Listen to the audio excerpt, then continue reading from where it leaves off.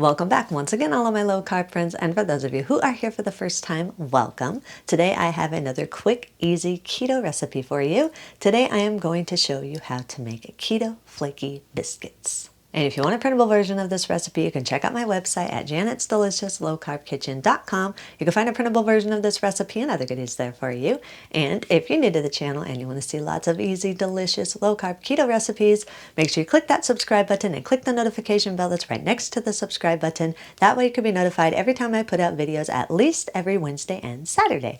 And if you'd like to help support the channel, make sure you scroll down in the description of the video. You'll see some affiliate links. Anytime you purchase anything using those affiliate links, a small portion of your purchase will go to me and help support the channel. So while you do all that, let's get cooking.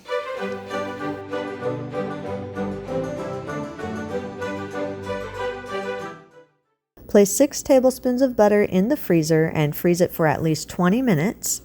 Preheat your oven to 400 degrees. Line a large baking sheet with parchment paper or a silicone baking mat and then set it aside for a minute. In a large mixing bowl, combine 112 grams or around 1 cup of coconut flour, 15 grams or around 1 tablespoon of baking powder, a half teaspoon of salt, a 1/4 teaspoon of xanthan gum or psyllium husk powder. This is going to keep your dough flexible so that when you go to shape it into the biscuit shapes, it holds together well. Add 1 tablespoon of dry instant yeast. This is just for flavor. It does nothing to help coconut flour baked goods rise. It's simply to help your biscuit taste more like a traditional biscuit and not like coconut flour. If you want to have a little bit more of a savory biscuit, you can add some dried herbs or dried seasonings of your choice. That's up to you with that. I'm just leaving mine plain. Sift everything together until everything is fully combined and there are no lumps in the dry ingredients. Then set the dry ingredients aside for a minute. Crack 4 large eggs and place the yolks in a small bowl and the whites into a medium mixing bowl. Then set the bowl with the whites aside for just a minute. Whisk the egg yolks together for about 1 minute or until fully combined and slightly foamy on top. Then set the yolks aside for a minute. Remove the butter from your freezer. Then use the large holes of a box grater and gradually grate the butter into the dry ingredients about 1 tablespoon at a time.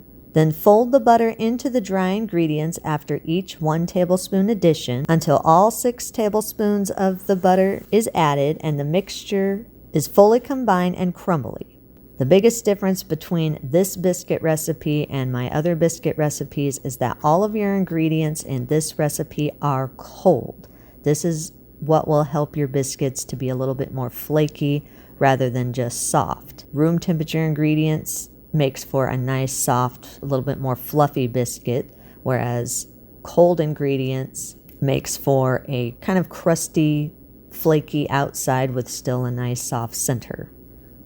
Once the butter is all added, take your bowl that have the beaten yolks in it and add the yolks to your butter and dry ingredient mixture. Stir the yolks in until everything is fully combined and all the ingredients are moist. Add 120 grams or around a half cup of sour cream or plain yogurt and 15 milliliters or around 1 tablespoon of apple cider vinegar. This is not going to make your biscuits taste like vinegar. It's just going to help lighten the dough a little bit so that your biscuits are not so dense. Like I said, all the ingredients in here are cold, and so it's going to make for a very firm dough, which could make your biscuits a little bit on the dense side. Adding a little bit of vinegar, it reacts with the baking powder and gives a little bit more air bubbles to the dough, which creates a little bit lighter biscuit. Stir everything all together until everything is fully combined and a dough begins to form. Scrape the sides of the bowl down and push the dough to the center of the bowl, then set it aside for a minute. Take your bowl with your egg whites and beat on low for just a few seconds, just until the egg whites start combining together. Then gradually increase your speed to medium-high and beat on medium-high for 8 to 10 minutes or until the egg whites are stiff. Now make sure you gradually increase your speed. Don't just go from low all the way up to medium-high really fast. That way the air gets properly distributed and your egg whites and it stiffens up better. If you just go straight into full speed, the air doesn't always get distributed right, and your egg whites end up not stiffening up.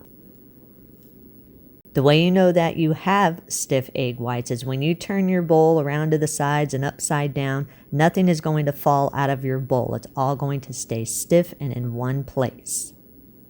Once the egg whites are stiff, set them aside for just a minute.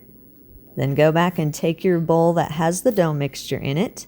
Use a wooden spoon and just slightly break up the dough just a little bit. Like I said, this is going to be a little bit stiff, so you want to break it up. Then gradually fold in the whipped egg whites until everything is fully combined and a smooth dough forms. Make sure you just gradually, in small amounts, add the egg whites. You don't want to add them all at once. They won't mix in properly, and you'll end up just flattening the egg whites. Beating the egg whites is another thing that helps you to have a lighter biscuit. Once your egg whites are fully combined, then scoop the dough out about 3 to 4 tablespoons at a time onto your prepared baking sheet. I just use an ice cream scoop. It's pretty close to 4 tablespoons, and use that to scoop my dough out. Make sure when you're scooping the dough out that you leave space between each one of the scoops so you have room to shape your biscuits.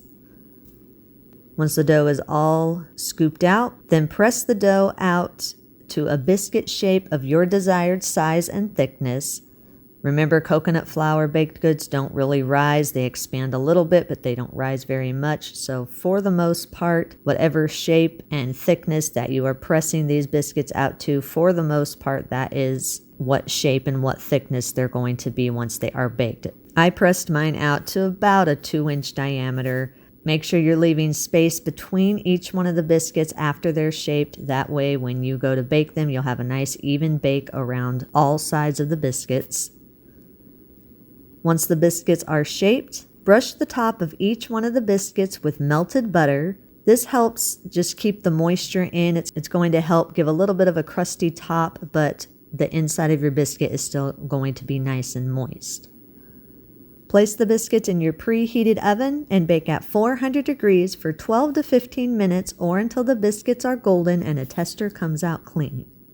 Once the biscuits are baked, remove them from your oven. Allow them to cool on the pan for about 10 to 15 minutes or until they're firm.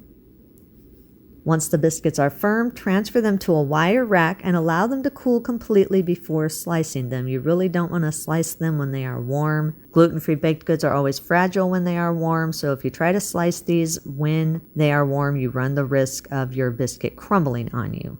Then if you're wanting a warm biscuit after that, you can always pop it in your microwave for a few seconds and heat it up a little bit. Once the biscuits are cooled completely and you're ready to eat them, slice them in half so you can form a top and a bottom of your biscuit. Then you can fill them with butter or keto jam or any desired filling you want, or you can just eat them plain if you like plain biscuits. I am serving them with my sausage gravy. If you do have any leftovers, allow the biscuits to cool completely. Then you can store them in an airtight container at room temperature for up to 3 days, or in your refrigerator for up to 5 days, or wrap them in plastic wrap, then put them in a freezer-safe airtight container and freeze them for up to 6 months. Eat and enjoy.